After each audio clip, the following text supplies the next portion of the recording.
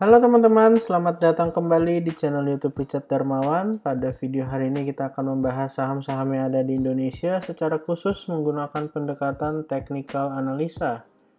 Yang pertama kita akan bahas tentang IHSG dulu, setelah itu kita akan lihat 4 saham yang kiranya menarik untuk kita perhatikan bersama beberapa waktu ke depan. Untuk IHSG hari ini ditutup cukup positif ya teman-teman, mengalami kenaikan 0,45%. Terlihat IHSG masih mampu bertahan di atas area supportnya yang kita letakkan di area 6.777 sampai kisaran area 6.746. Bahkan hari ini low-nya berada di 6.777 dan langsung mengalami kenaikan hingga berhasil closing di area 6.811. Hal ini sangat baik ya teman-teman, karena menandakan bahwa area support yang kita letakkan cukup kuat, serta kalau kita lihat bersama, selain terdapat area support, area tersebut adalah area garis trend line ya. Jadi cukup kuat juga untuk menahan IHSG dan akhirnya kembali mengalami penguatan. Area resisten terdekat yang dapat dituju berada di area 6.838 sampai area 6.869, dan harusnya kalau misalnya IHSG berjalan dengan baik, ada potensi menuju ke area tersebut dalam beberapa waktu ke depan. Bahkan bukan tidak mungkin IHSG akan kembali mengetes area 6.955, di mana area tersebut IHSG sempat tertahan dan mengalami koreksi yang lumayan dalam.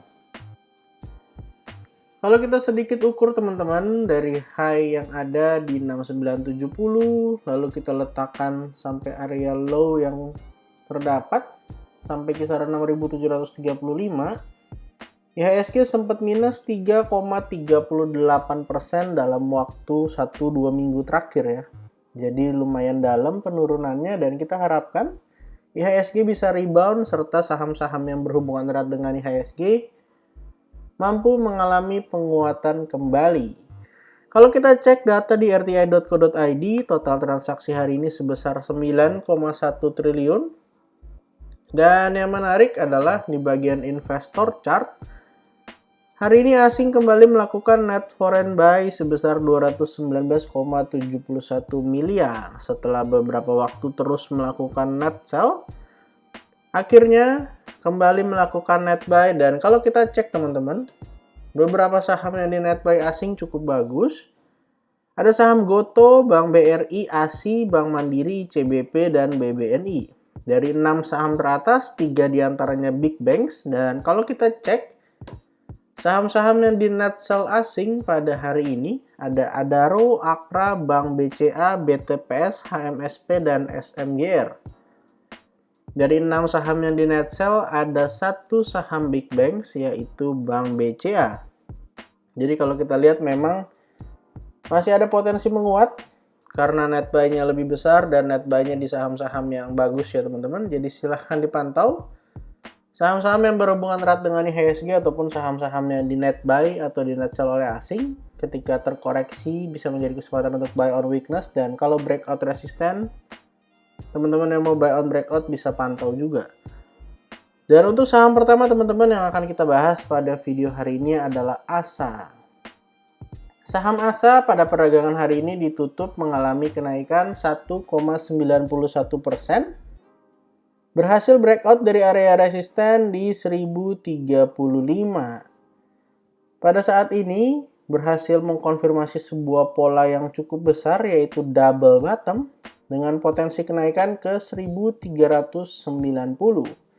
Dan beberapa waktu yang lalu ASA juga sempat membuat sebuah pola cup and handle pattern ketika berhasil breakout dari 895.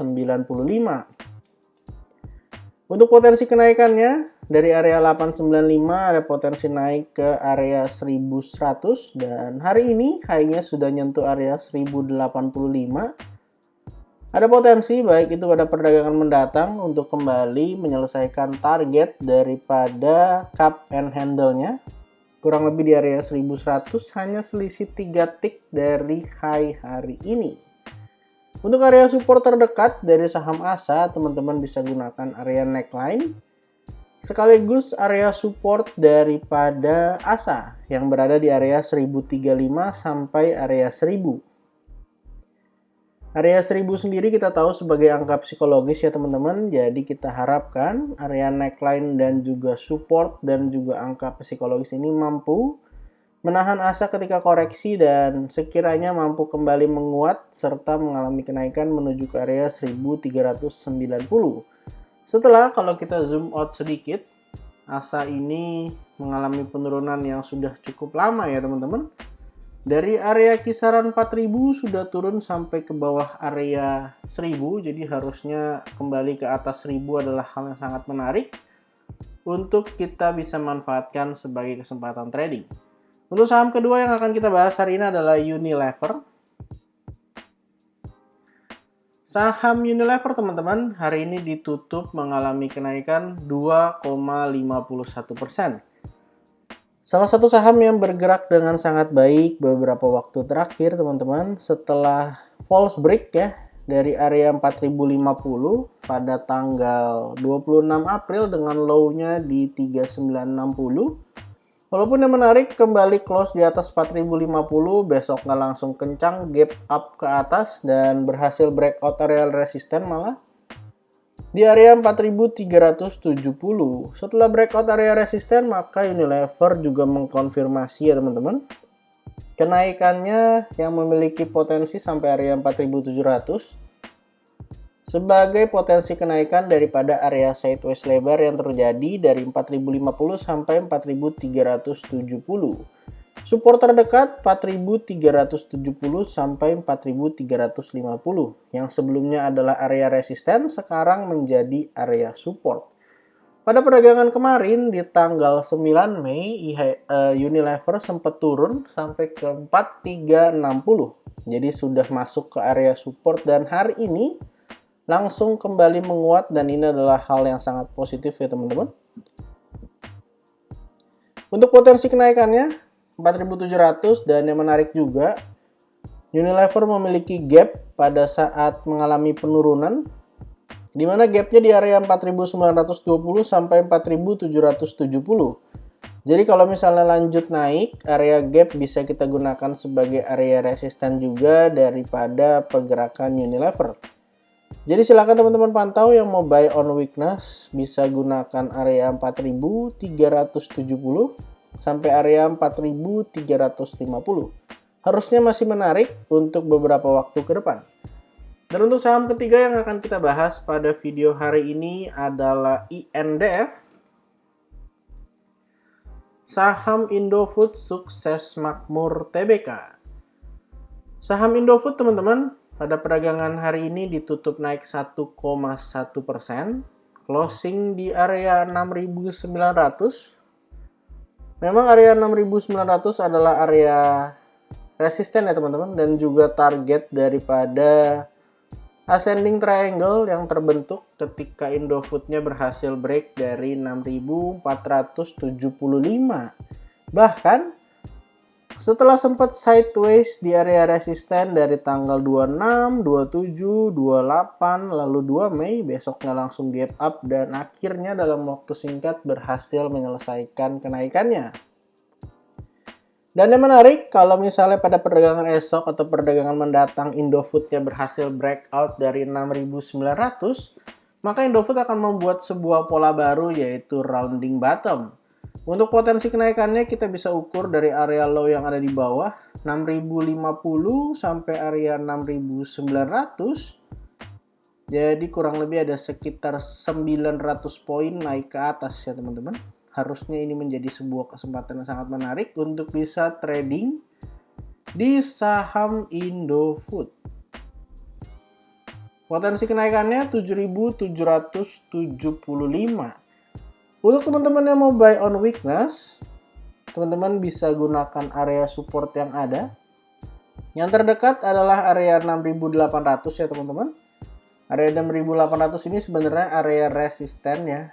6.800, 6.900. Kalau misalnya besok dikasih turun sampai area tersebut, silahkan teman-teman pantau. Dan area support 2-nya, teman-teman bisa cek sampai kisaran area 6.600. Dan untuk area support yang ketiga, Kita taruh di area gap ya.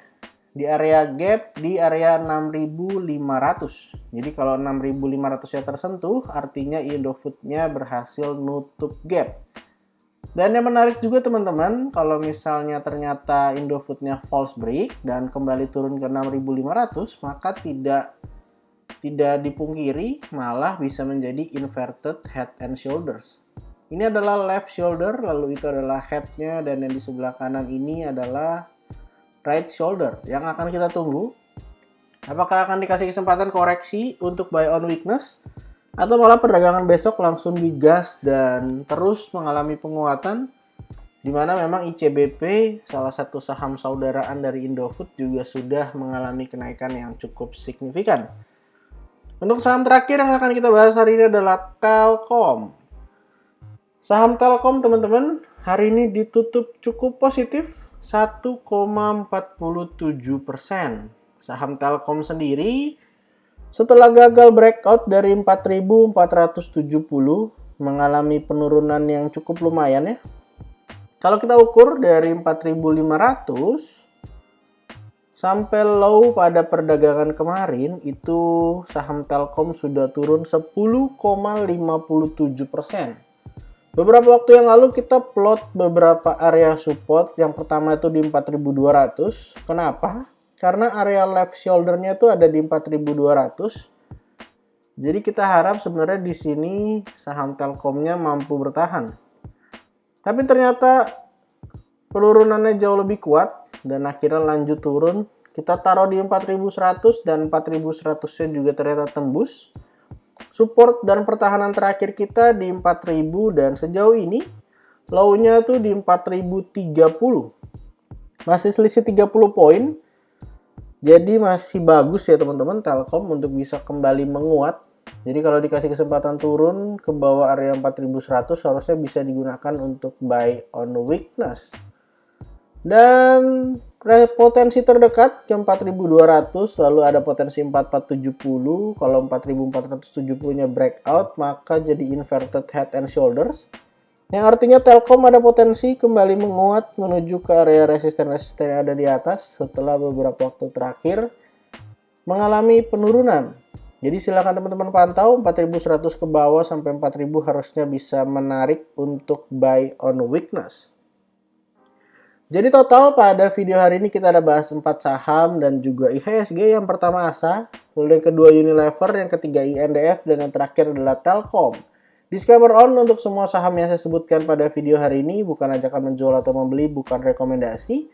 Silahkan lakukan cek dan dicek kembali, analisa kembali. Kalau tidak sesuai dengan analisa teman-teman, silahkan di skip dan cari saham lainnya. Jangan lupa untuk support channel ini dengan cara like, comment, share, dan juga subscribe. Terima kasih sudah menonton video ini sampai habis. Untuk teman-teman yang mau mengetahui tentang grup premium, silahkan klik link yang ada di deskripsi. Karena di sana kita bahas banyak saham, teman-teman bisa request saham dan teman-teman bisa menanyakan berbagai pertanyaan mengenai saham. Jadi untuk teman-teman yang mau tahu informasi lebih lanjut, silahkan klik link yang ada di deskripsi. Terima kasih, sampai jumpa di video berikutnya.